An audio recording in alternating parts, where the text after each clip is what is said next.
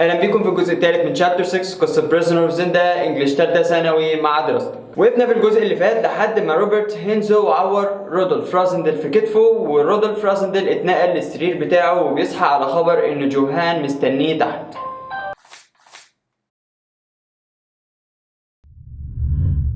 رودولف رازندل went downstairs to meet جوهان. رودولف رازندل نزل عشان خاطر يقابل جوهان whose hands were tied behind his back.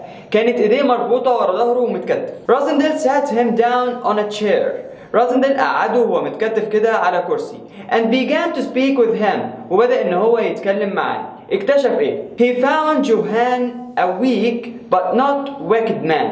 اكتشف ان جوهان ده راجل شخصيته ضعيفة شوية ولكنه مش شرير، يعني هو ما كانش وحش زي الدوك. Also he discovered that Johan worked with the Duke not because he liked him but because he was afraid of him. اكتشف كمان رودولف رازندل ان جوهان لما اشتغل مع الدوك فهو اشتغل عشان خاطر هو خايف من دوك مايكل لكن مش عشان بيحبه. And Johan was happy to tell Michael's secrets. كان كمان جوهان مبسوط وهو بيقول الاسرار بتاع دوك مايكل لان هو فعلا ما كانش بيحب الدوك مايكل ولكن كان خايف منه. طب ايه هي الاسرار بتاع الدوك مايكل؟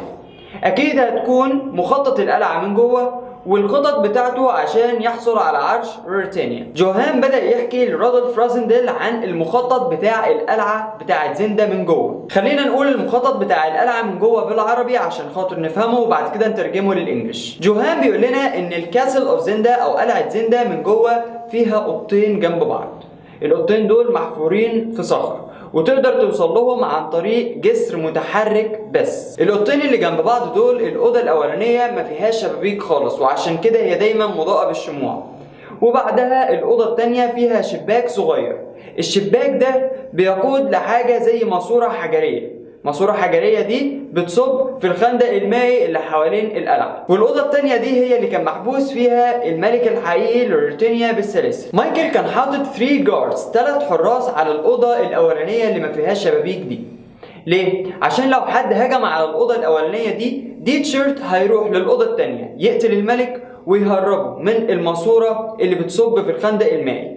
وبما ان الملك هيكون ميت فجثته هتطلع في الميه، وبما ان هو متسلسل فالسلاسل هتخلي جثته تحت الميه، فلو حد جه يفتش الاوضه مش هيلاقي اي اثار للجريمه.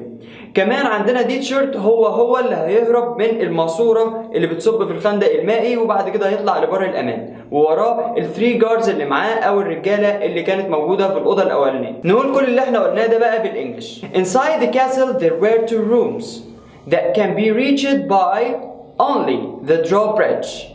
يبقى جوه القلعه اوضتين نقدر نوصل لهم بالجسر بس. These 2 rooms were carved into a rock under the ground. الاوضتين دول كانوا محفورين في صخر تحت الارض. The first room was with no windows. الأوضة الأولانية ما كانش فيها أي شبابيك خالص. The second room was with small window with a stone pipe. الأوضة الثانية كان فيها شباك صغير طالع منه ماسورة حجرية. This pipe leads to the moat. الماسورة دي بتقود للخندق المائي اللي حوالين القلعة. And in this room the king was present with chains. وفي الأوضة دي الملك كان محبوس بالسلاسل. If the first room was attacked by any man، لو الأوضة الأولانية اتهجم عليها عن طريق أي حد، تشيرت would go to the second room. تشيرت هيروح للأوضة الثانية and kill the king، وهيقتل الملك. Then he would throw his body in the moat. وبعد كده هيرمي الجثة بتاعته في الموت أو الخندق المائي عن طريق الماسورة. And the chains will remain the body of the king under the water. والسلاسل هتخلي الجثة بتاعة الملك تحت المية. تشيرت will run away from this pipe. تشيرت برضه هيهرب من الماسورة دي. And then he will across the moat. وبعد كده هيعدي الخندق المائي and take his horse to run away عشان يهرب. هياخد الحصان بتاعه عشان يهرب. And also the rest of the men will run away from this pipe too. وبرضه بقية الرجالة هيهربوا من الماسورة دي عشان يطلعوا للخندق المائي ويهربوا ورا تشيرت. فرازندل بيسأله what if the castle was attacked by a large group of men. هيحصل ايه لو القلعة دي اتهجم عليها من عدد كبير بقى من الناس؟ فرد جوهان قال له they have another plan. ان هم عندهم بلان تانية هيعملوها او خطة تانية هيعملوها. جوهان بيقول they would do the same thing. جوهان بيقول ان هم هيعملوا نفس الحاجة.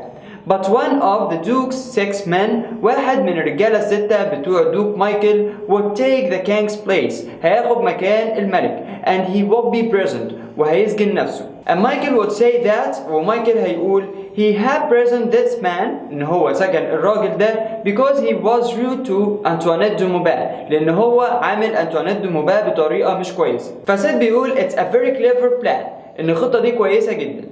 And if we attack the castle quietly or openly with a large group of men, ولو احنا هجمنا على القلعة سواء بهدوء أو بعدد كبير من الناس, the king will be dead. الملك كده كده هيكون ميت. وسيد بيقول رازندل متهيألي كده في نفس الوقت ده السنة الجاية انت برضو اللي هتكون الملك يا رودولف. فرودولف رازندل أول ما سمع الكلمة دي من سيد بيقول أنا نبضات قلبي اتحولت لنبضات سريعة, يعني خاف.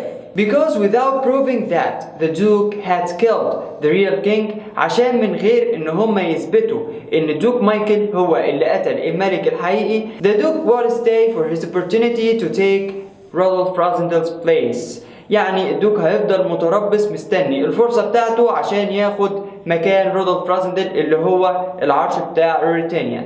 And so رازندل is not safe, وعشان كده رودولف رازندل مش في امان خالص. فرودولف رازندل بيسأل جوهان بيقول له هو الملك المسجون نفسه عارف الخطة بتاع الدوك مايكل دي؟ فجوهان بيقول له yes, ايوه هو عارف. And so my brother Max, وبرضو ماكس اخويا عارف الموضوع ده. ماكس helped the Duke, ماكس ساعد الدوك to put the pipe to the window of the prison. ماكس ساعد الدوك ان هو يحط الماسورة الحجرية بتاعة الشباك اللي في السجن بتاع الملك. جوهان بيقول له من الاخر كده كل الاشخاص اللي موجودين في القلعة هم مجرمين, حتى ماكس اخويا مجرم ما عدا الملك. رودولف رازندل thanked جوهان.